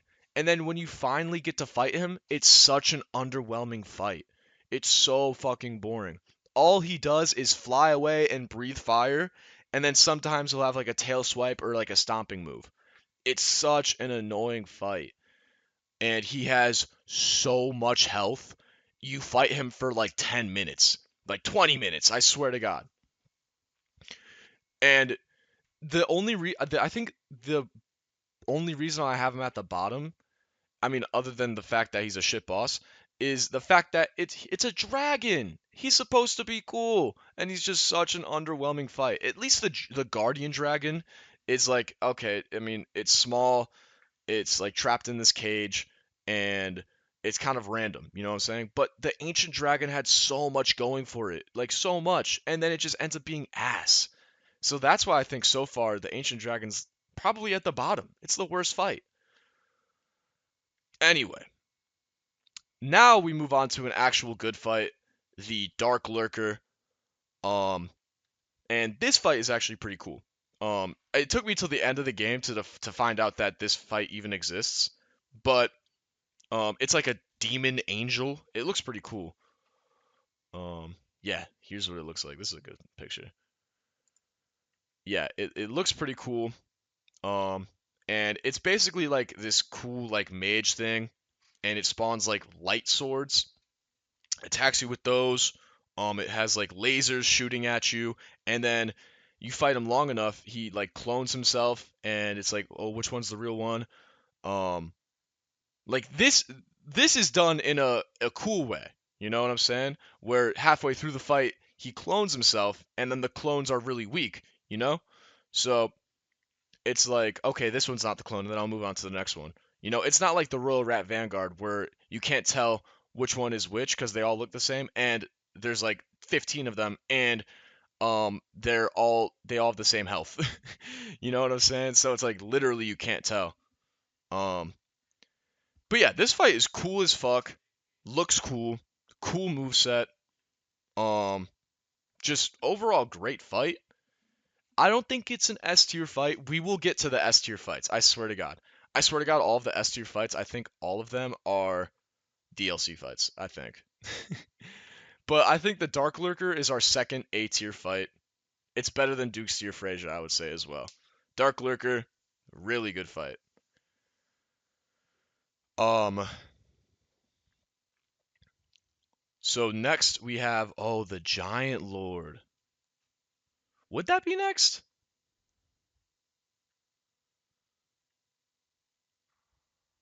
Oh, I guess so, yeah. So the next fight is the Giant Lord. Um, and like I said, this is like the continuation of the Last Giant. Um, you go to the past to fight the Giant Lord. That's why the Last Giant, when even though he's the first boss you fight, he sees you and he remembers you, but you may not remember him until you go back in time and do shit. You know what I'm saying? It's fucking sick. But the actual Giant Lord fight itself is kind of mid. He's this giant. He has a sword, but he only does like two moves. I swear to God, he only has like two moves. He hits like a truck though, and he is a soul farm. Um, like once you get past the rotten, you get to the giant lord. He's another very good souls farm, where you just use the fire aesthetic, go back into the giant's memory, kill the giant lord, get a ton of souls, right? So, he's another really good soul farm. Um, but honestly, he's not that fun to fight. I might give him D tier. He's probably the best in D tier though, I would say. Because of the lore, because he does look cool as well. He has a giant sword. D tier. Um, Now I think this is where we move on to. I mean, much earlier in the game you can go to Drang Lake, but now this is where we end up anyway. So Drang Lake, you fight twin dragon riders, which is basically this really mid boss, but times two. Um, yeah. Enough said. Like this boss was already mid, and they really thought, oh hey, let's take two of them, and they really aren't that different. One shoots a bow at you, like one's on top of this little ledge and shoots a bow at you, but once you do enough damage to the first one, then he jumps down and helps him. So after that, there's really not much difference between the two. Um, he's F tier, not a good fight. Enough said. Like I said, enough said. But after that, you move on to a really good fight. Like genuinely, I think this might be our first S tier fight because Looking Glass Knight, um, unfortunately, he still follows that theme of it's just another guy in a suit of armor. But his suit of armor looks really cool. It has a face on it, um, and his shield is a mirror. It's a looking glass. And what he does is he spawns an NPC to fight for him. Like a certain move does that. And at first you might think like, oh, that's annoying. He spawns ads, but it's an NPC, and if you're playing online, he has a chance to spawn a real player, which is so fucking cool. And then other than that, he's like this lightning wielding, cool looking knight. He has more than three moves or two moves. You know, he's so fucking cool. Um, I don't know if he's S tier though, because I like when I think of the best, I don't think about Looking Glass Knight. I think there are better, more epic, better moveset, more fun to fight bosses in this game than Looking Glass Knight. So I think I'm gonna put him in the top of A tier. He's still the best one that we've ranked so far. I still think so far he's the best, but he's not quite S tier yet. You'll see what is S tier. Actually, we have another boss fight that is actually super fucking cool. In the Demon of Song, and this boss, first of all, it looks disgusting, which I love. You know I love it when you do that. Demon of Song. What the fuck? Here we go. This is what it looks like. It's a giant frog that has this face under it.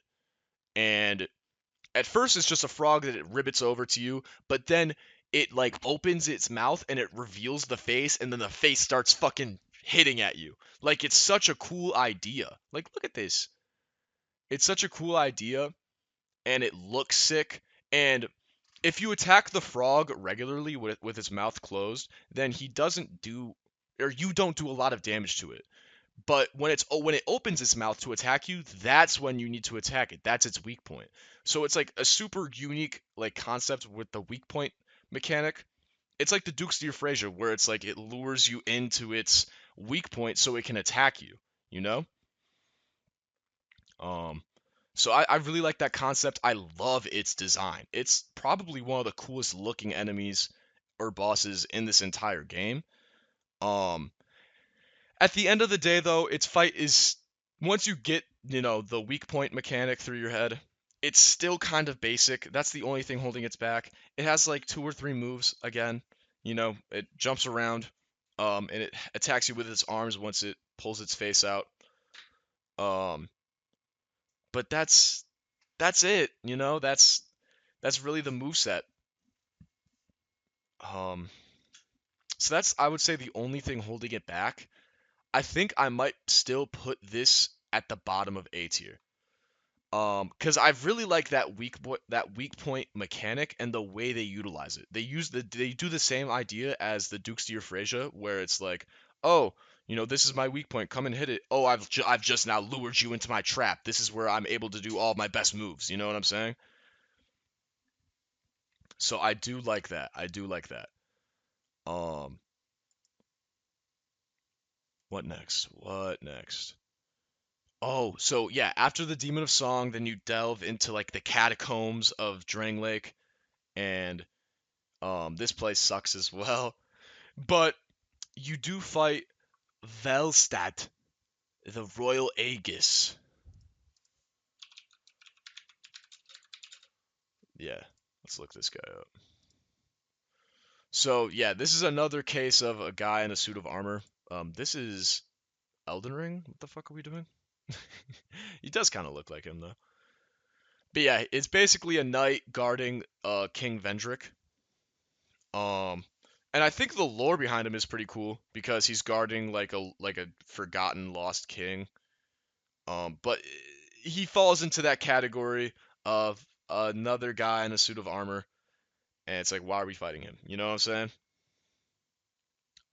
And I don't remember this boss being anything too special when I was fighting him. That's Fume Knight. That's not even the right thing. I don't remember this guy being anything special when I was fighting him.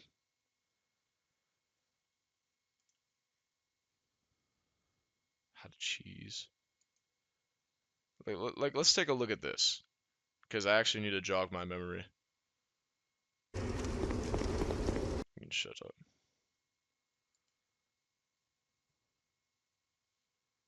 Yeah, there was a cutscene.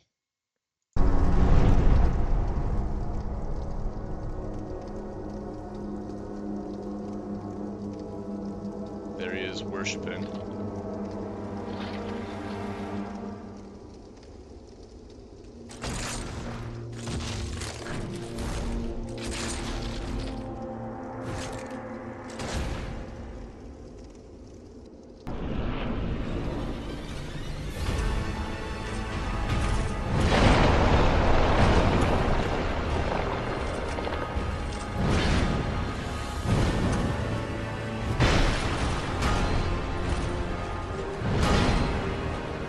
So, as you can see, he's another guy He's a little more mobile than most knights, I would say. But he's just another guy in a suit of armor, big hits, you know.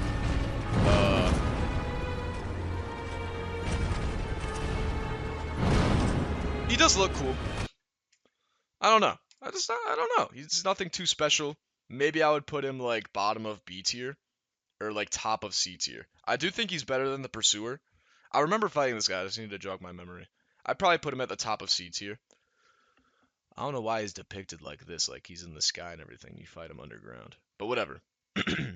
And then there's Vendrick, who is like the old king. And the lore behind Vendrick is super fucking cool. After you defeat Velstadt, whatever, you find Vendrick in this just deformed, delusional state.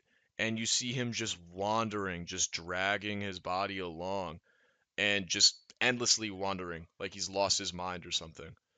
And it's so fucking cool because the lore is that like he used to rule this kingdom, and then his wife came along from a foreign land and told him that the giants are coming, the giants are coming, you need to go kill the giants. So then that's what he went to do. He wiped out the giants, and then he came back and he actually used some of the giant souls to help build his castle.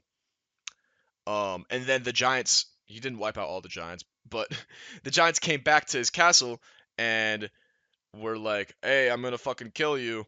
You killed my people. You're dead now." So that's how the whole giant war happened. And the only reason that this big giant war happened is because his wife told him to go fight the giants. Like when his wife said, "Oh yeah, the giants are coming to attack," she technically wasn't wrong, but it's because he attacked the giants first because of his wife. And so when he finds that out, it's like, "Oh my god, my wife betrays me." And fun fact, his wife is like some sort of offspring of Manus, the father of the Abyss from Dark Souls 1, and she's just pure evil. So he feels completely betrayed. He's completely lost. So he forfeits his throne and he forever walks just like endlessly, mindless. He's gone hollow, and he's a husk of what he used to be. It's such a cool like lore. But when you actually fight him, it's really underwhelming. Um, Hold on. Vendrick. Oh my god, Vendrick. Like this is the state you find him in. But then when you actually fight him, he like only has 2 or 3 moves. It's like a really basic fight. It's like you're fighting a worse version of the Giant Lord. But the thing is, his lore is so fucking cool. I can't put him in F tier, but he's like a worse version of the Giant Lord. So honestly, I would probably put him like right here in terms of his actual fight. But his lore is so fucking cool. So I'm not putting him in F tier. We'll save these guys for the end of the tier list because these are the final bosses. There's like 3 final bosses. Like what the fuck's up with that? This is where we start the DLC bosses. So we're moving on to the DLC, and the first DLC that I think I played was actually the Frozen one, but we'll do that one last. Um, Elena Squalid Queen. So if I remember properly, the other DLCs, this one that this boss is in, is like sort of like this ancient architecture underground sort of area, and um it's a cool area, don't get me wrong. It looks really cool, um and I like the atmosphere of it. But this boss is actually just kind of eh. Her main attack is to spawn help. And I think one of her spawns, like she summons help, and I think one of her summons is literally a Pursuer, which is stupid, but that's besides the point. Her other attacks include like, you know, little staff attacks and maybe a spell or two. But all she really does is just run away and summon shit. It's really fucking annoying. Um, and it sucks. So I'm probably gonna put Elena, um, probably in D tier. I'm not gonna lie. I'd probably put her like right here in D tier. Um, she looks cool though. I will say she looks cool. Squay Lid Queen DS2. She does look cool. Like I like her design. She's like this demon tree. Oh no, it's not. It's not the pursuer she spawns. She spawns Volstat. That's right. She spawns this guy, this boss. Still bullshit. um, but yeah, D tier boss. All she does is run away, cast spells, and summon shit to do the work for her. Annoying. But not as bad as Grave Robber, Varg, and Kara. This is what people like to call the Gank Squad. It's 3 NPCs. So 3 like player-like characters, but they aren't actual players. But they move around like a player. So they have, weapons from the game, and they have like you could literally see this is like Havel, dude. Dark Souls 2 Gank Squad. Yeah, no. It's these 3. It's 3C. This literally one of them is Havel. Like what? What? And they just jump you. That's literally the point of it. And I was seeing something. I watched a YouTube short, saying that the side areas in Dark Souls 2, they aren't meant to be played by yourself. And listen, it does make sense. When you're supposed to summon cooperators and you're supposed to take on these fights with multiple people because they're supposed to be harder areas. They're supposed to be bullshit. But that's not an excuse to just throw away good game design and like, oh, let's just put a bunch of bullshit here because they're supposed to summon. That's still not fun. That's still bad game design. And you can't excuse it because it's supposed to be co-op.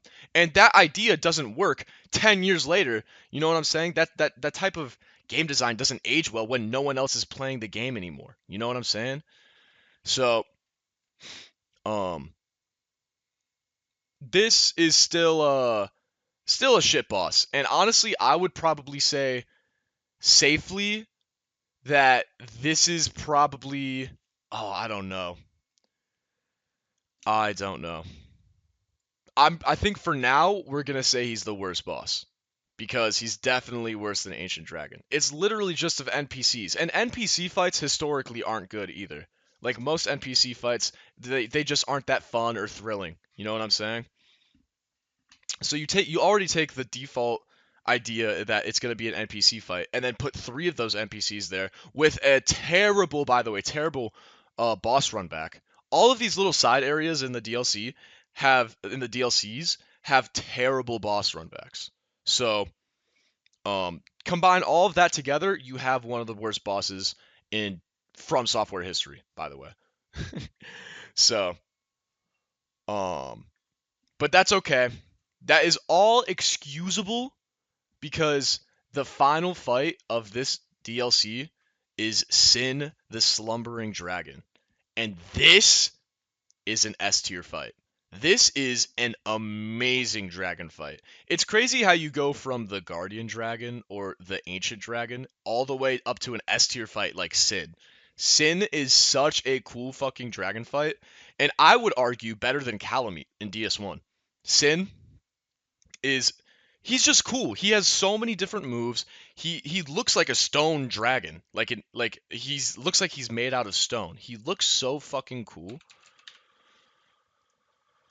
Oh my god, I just love this fight. Like look at him, dude. He literally has a harpoon through his chest. Like, that's sick.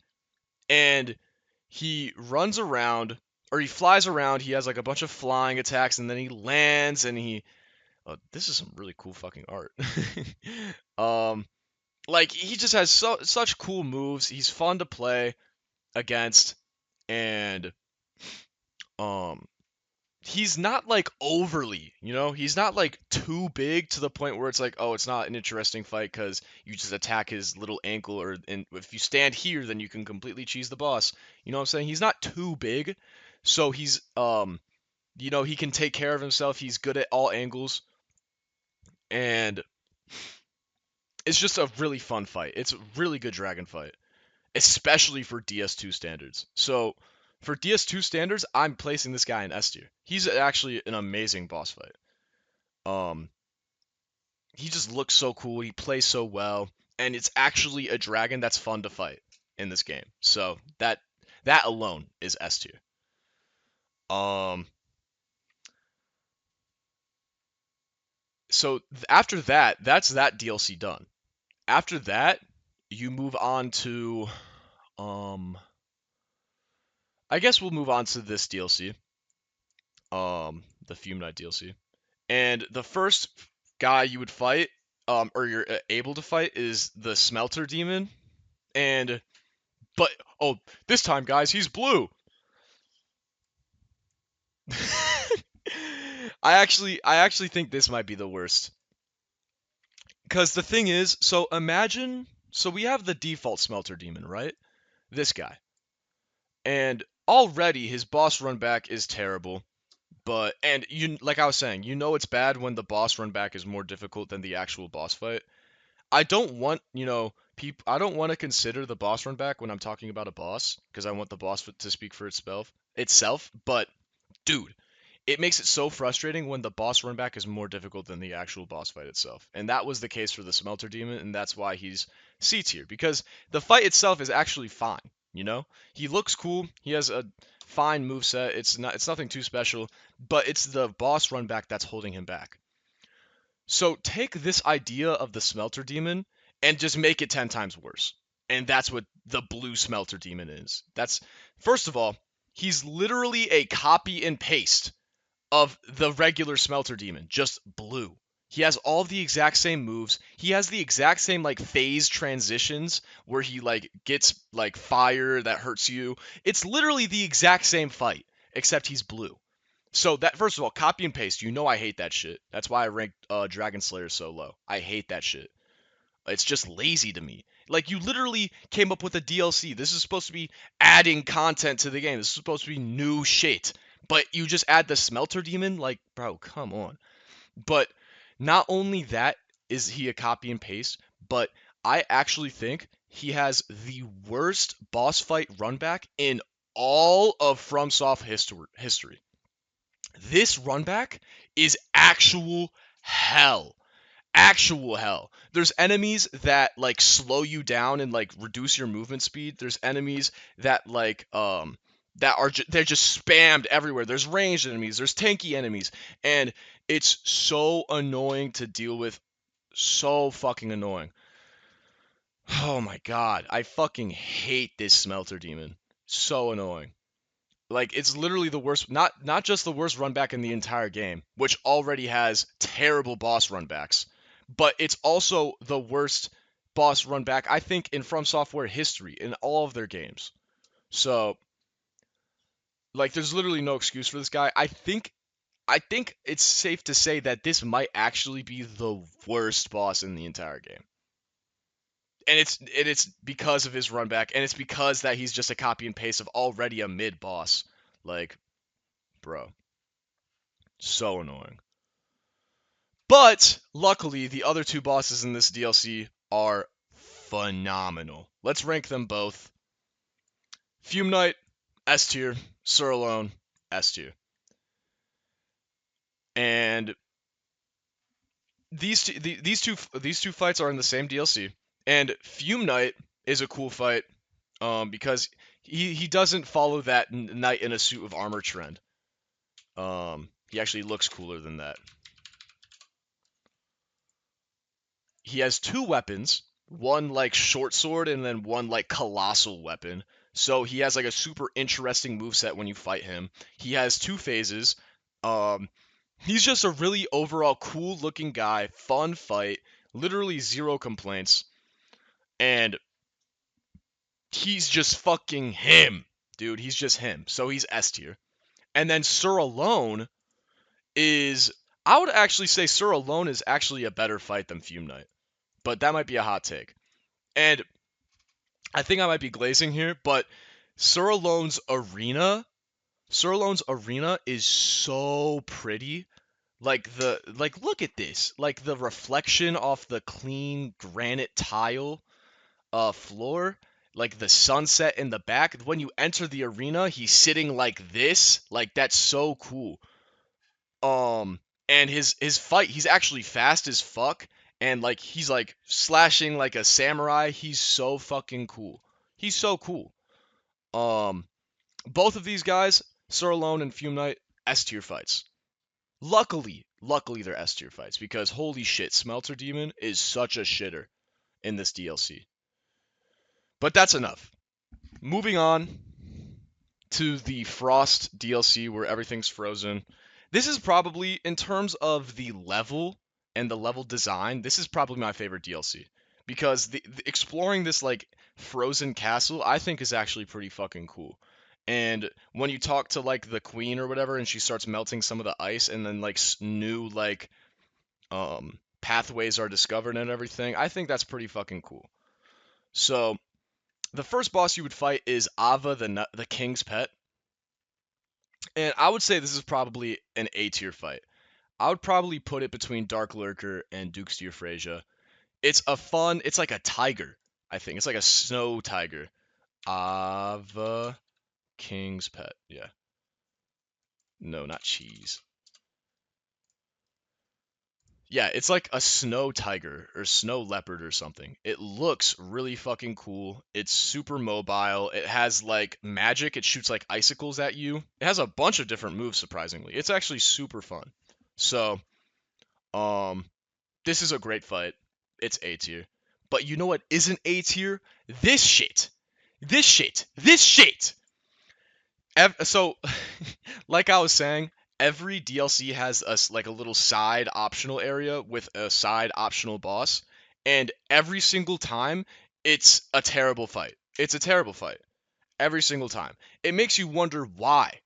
Like, why would they even add these areas? And I know I said earlier there's supposed to be co-op areas, but that doesn't excuse bad game design. Like, you should have just deleted those side areas entirely, and you would have a good DLC. You know what I'm saying? Like, you would have an even better DLC if you just deleted the area, the Forbidden Snow or whatever the fuck. Um, or like, what's the side area called? I don't even know. But the side area of this DLC, the optional area is so ass, and in all the DLCs, the optional areas are so ass. So, like, the DLCs would literally be better if those areas didn't exist at all. And this is not an exception. This place sucks. This is probably the worst place to traverse. Um, I know I said the worst run back was Smelter Demon, and it is, but the actual environment of running back to this enemy is so ass. There's not a lot of enemies that you encounter, but it's just the environment. You get lost everywhere you go, and you can't see shit. It's so ass. It's getting put probably here. It's probably still better than the other two, but it's still getting put here. Because and after all of that, you don't even get like after all of that traversing the blinding snow, fighting those fucking electric reindeer, you get rewarded, guess what? With a copy and paste boss. You guessed it, you know what I'm saying. It's literally just Ava the king's pet, literally this boss, just two of them, and they're black now. Like like why does this guy have so many pets? Like literally you just fight two snow tigers or whatever the fuck. Or panthers, I guess. I don't know because they're black now. Um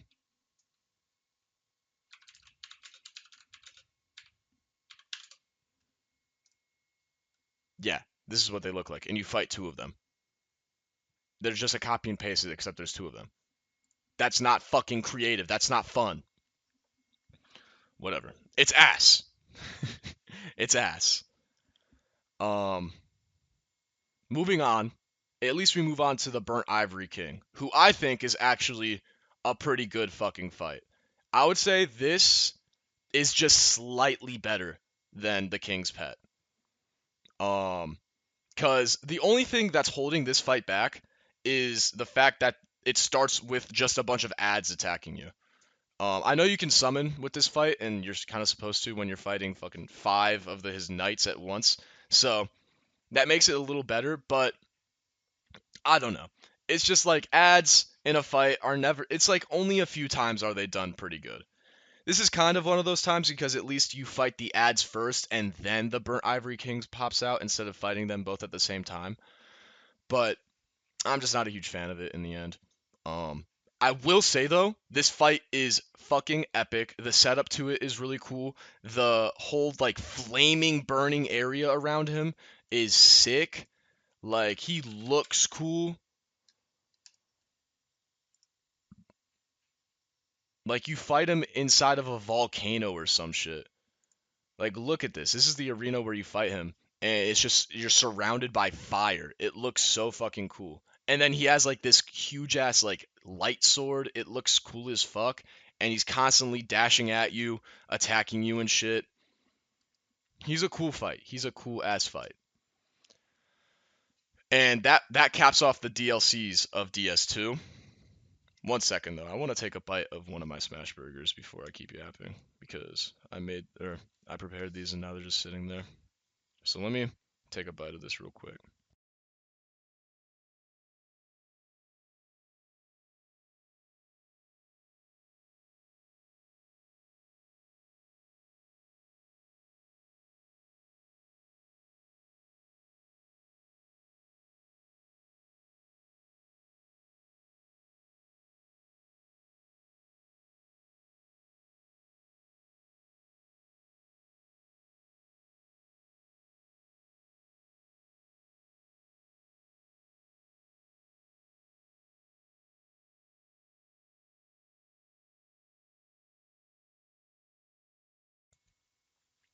Damn, that shit's good. God damn, that shit is good. I'll save those for a little later. We have to yap still. So moving on, the last two or three, the last 3 fights of the game are all end game, like final bosses, and they're all ass. Um, I will say though, the best out of these 3, I would probably say is the Throne Watcher and Throne Defender, but I'm still putting them at the bottom of D tier.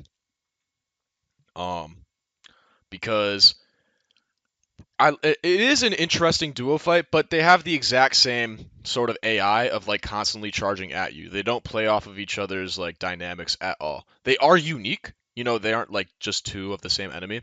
They are unique, but they don't play off of each other's uniqueness. They don't have a cool dynamic. So fighting them is just kind of just like still getting jumped. Nashandra is the Vendrick's wife, and yeah, she's a bitch. But a boring fight, completely forgettable. And Aldia, the Scholar of the First Sin, also a completely forgettable fight. These 2 guys have like 2 moves. Nasandra, kinda cool. She can like hollow you. Like if you step in certain parts of the map, she has like a move where it covers parts of the arena with like this hollow juice. So you step into it, you get hollowed, which is kind of cool. But that's like her only cool move, and she has like 2 other moves. So this is getting put in F tier. Not the worst fight though. It's probably it's probably like right here. This is probably one of the best fights in F tier. And then Aldia is just only a little worse. Um, yeah. I know that felt kind of rushed, but I really don't have much to say about the final bosses of DS2. They're all just kind of forgettable. They felt, I don't know. When you actually fight them, they don't feel that special or threatening or like you're about to finish the game and you're fighting something epic. They're all just kind of forgettable. Like it felt way more epic when you fought the Burnt Ivory King or Sir Alone. You know what I'm saying? Like they set those bosses up way better than they set up the final boss. It's weird, but I don't know. I don't know. There's a lot of complaints I have with DS2, and I mean, looking at this tier list, you would think I hate the fucking game. But the strength of DS2 isn't in its bosses. It's about the game as a whole. I know I said earlier in the stream that there are certain parts of DS2 that it does better than any of the other games. One of those things I would say is the fire aesthetic mechanic, where you can put a certain area of the game into New Game Plus. You respawn all of the enemies, but they're all harder, and they all give you more souls, and you can refight the bosses. Um, this is a good way to farm souls, and also a good way to just fight bosses again that you really like. It's like not like Elden Ring where it's like, oh, you kill a boss and now that's it. You can't spawn them back ever again unless you start a new game. You know what I'm saying? The fire aesthetic allows you to put a certain area into New Game Plus to fight the boss as much as you want. You know what I'm saying? I thought that was a really cool mechanic. I also will say if there wasn't a game like Elden Ring, like I was saying earlier, this game is huge, but this game also gives you a ton of freedom with how you want to make your character. There's so many different weapons. It's the first game to introduce power stancing. Um, it has so many different like stat categories. You can really make so many different builds with this game, and like the player freedom, it's the best that any of the Souls games have. So you really feel like you're playing your own character, and you really feel like you can make any sort of character in DS2. I would say that's the main aspect, and that's the main upside of this game. Does any bet that it does it better than any of the other games. Jesus Christ, my stuttering ass. But nah, this game I do think it's overhated, and even though I don't rank a lot of these bosses very high, I do think that the best bosses hold the test of time.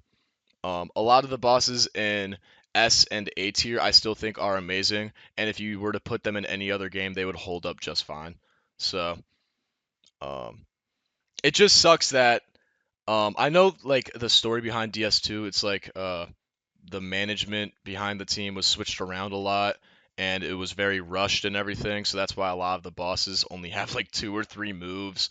Um, that's why the final bosses feel rushed and everything. It's like, okay, what can you do about that? But I think if you switched around or deleted a lot of the bosses in F and D tier, then obviously quality over quantity, right? If you were to do that, then you'd probably have a lot of like a better game, you know? A lot of the bosses I think would be better. A lot of the bosses just need like a small fix or like a small change to like their mechanics and everything, and then they would be like a very good boss. You know what I'm saying? Or maybe just something added to their like moveset, and then they would be like a very good boss. But unfortunately, that's not the reality we live in. But that's enough hate, okay? Dark Souls 2 is still a great game. Still a great game. And like I was saying earlier, if it didn't have that Dark Souls title and it wasn't associated with From Software, people would be praising this game. But because it has that Dark Souls name, people will naturally compare it to Dark Souls 1 and Dark Souls 3 and Elden Ring and Bloodborne and all of that. Because From Software made it and everything. So because of the comparison, people think it's a bad game. But standalone, this is a really good game. It's just that comparing it, it seems like a worse game. And personally, I don't think it's the worst game in From Software history. I would probably say Demon Souls is, and then it's Dark Souls 2. And then, like, from worst to best, they're all great games. Don't get me wrong, they're all great games. It's just that one has to be the worst. You know what I'm saying? From worst to best, I would say Demon Souls is the worst, Dark Souls 2, and then probably Dark Souls 1 for me personally. I know a lot of dick riders would, hate to hear that from me, but It's just my personal preference. And then I would probably either put Bloodborne or Dark Souls 3 in third place, and then I would put Sekiro in second place, and then I would put Elden Ring in first place. Elden Ring's my personal favorite. I mean, you guys know Elden Ring's my favorite game of all time, so obviously I'm gonna put it number one. But yeah, this is the Dark Souls 2 boss tier list. Let me know if you guys, have any sort of opinions. Feel some sort of way about certain rankings where you guys would put certain bosses. I love to conversate about this. I love these games, so I love discussing them. So, um, let me know how y'all feel about my ranking. Um, thank you for watching, and I'll see you guys next time. I'll probably be doing Dark Souls 3 next time, or maybe I'll be streaming whatever the fuck next time. I don't know. But I can't wait till we get into these later games because I really do have something to say. But thank you guys so much for watching. I'll see you later. Bye.